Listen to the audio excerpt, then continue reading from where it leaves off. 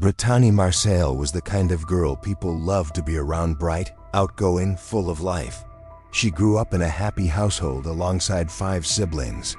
From a young age, she showed a fierce sense of independence. Instead of asking for allowance, she saved up whatever she could to buy the things she wanted herself. At 17, Brittany was admired by her peers for managing to hold down a part-time job at a sunglasses store in the mall, all while juggling her senior year of high school. September 11, 2008. Started off like any other day. After school, Brittany was planning to head home to Albuquerque, New Mexico. Some of her friends invited her to hang out, but she told them she'd be having dinner with her mom and left early to get back. When Brittany arrived home, she realized she had beaten her mom, Diane, back. She gave her a quick call, telling her to take her time. She'd start dinner while waiting. After hanging up, Brittany walked straight into the kitchen and began cooking. Meanwhile, Diane was already on her way. She had left work a little early, hoping to cook with her daughter and enjoy the evening together. When she got home, she parked in the garage and rang the doorbell, expecting Brittany to answer, but no one came to the door. She rang again. Still nothing. Puzzled, she pulled out her key and unlocked the front door. The moment she stepped inside, Diane sensed something was off. Her eyes went straight to Brittany's favorite pair of sunglasses lying on the floor. Heart racing, Diane called out for her daughter and slowly made her way toward the living room. That's when she saw her. Brittany was lying unconscious on the floor, and standing next to her was a man, face covered, holding a shovel in his hands. The moment Diane entered the room, the attacker turned and locked eyes with her. Without saying a word, he dropped the shovel, bolted into the kitchen, and grabbed a kitchen knife. He pointed the knife at Diane and shouted, "You're next." Panic set in. Diane screamed. She ran. The attacker chased her through the house, but Diane managed to get outside just in time. She slammed the front door shut, locking him inside, and rushed to a neighbor's house for help. Trapped, the attacker had no choice. He smashed a kitchen window with his elbow, climbed out, and fled the scene, vanishing before police arrived. Not knowing if he was still in the house, Diane made the impossible choice to go back inside to try to save her daughter. Inside, Brittany, her vibrant, joyful teenage girl, was lying in a pool of blood, fighting for her life. Diane stayed on the phone with 911, begging her daughter to hold on until help arrived. A short while later, police and paramedics arrived. At the scene, Brittany was rushed to the hospital. The paramedic who first responded pulled Diane aside. He didn't sugarcoat it. Brittany was in critical condition, and Diane needed to prepare herself for the worst. Sitting outside Diane cried. Part of her couldn't stop thinking, what if this wasn't random? What if she was the intended target? "I went through a violent divorce," Diane later said.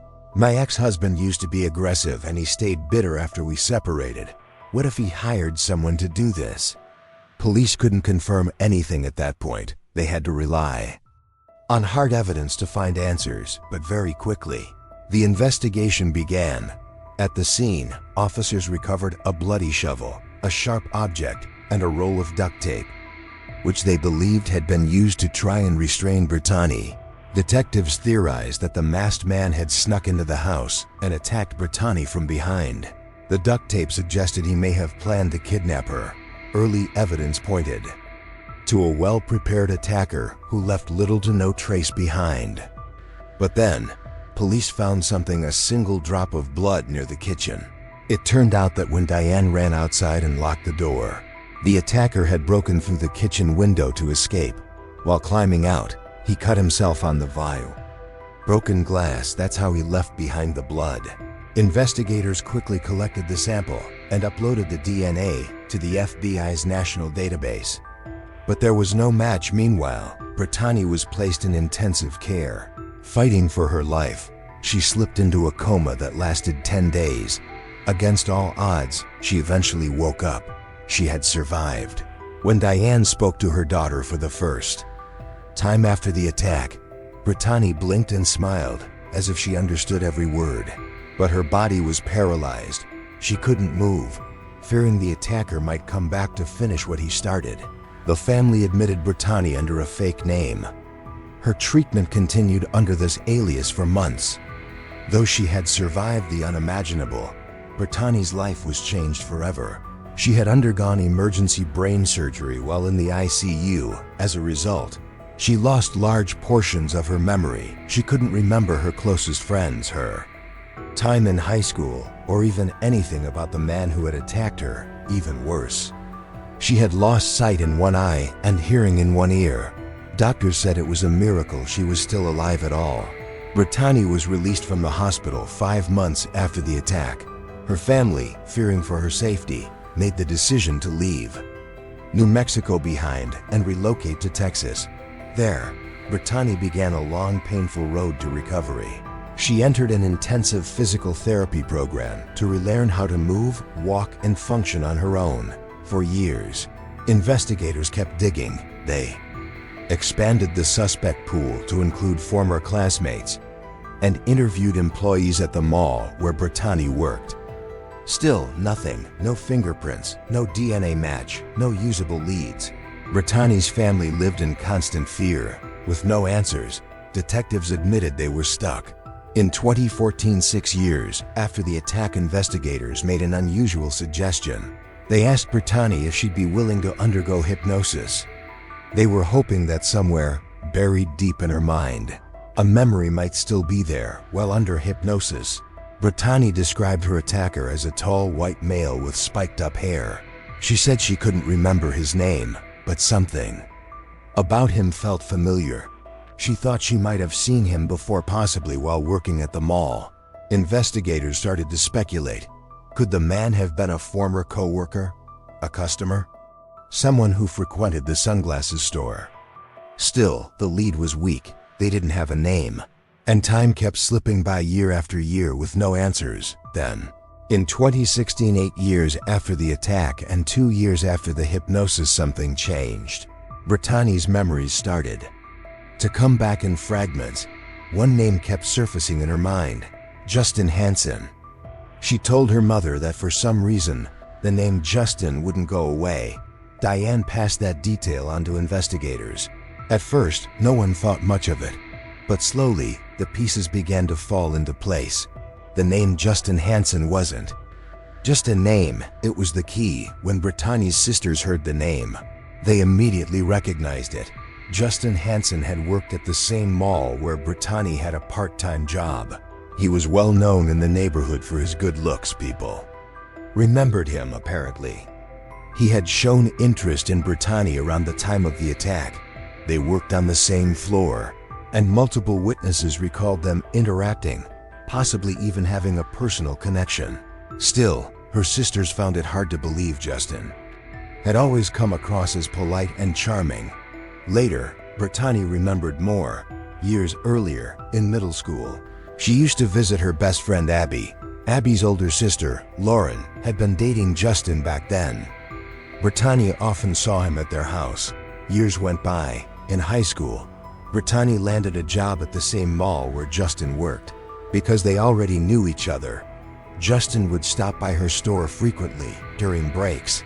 He told her he and Lauren had broken up and made it clear he liked her. That's where Brittany's memory ended. Her family passed the name Justin Hansen to the police. At first, investigators didn't prioritize it, but the more they heard from Brittany and her family, the more it seemed worth looking into. Still, there was no motive, no confession, and no physical evidence, except for that one drop of blood. Justin denied everything. He claimed he didn't know anyone named Brittany Maisel. To make progress, investigators needed more than suspicion.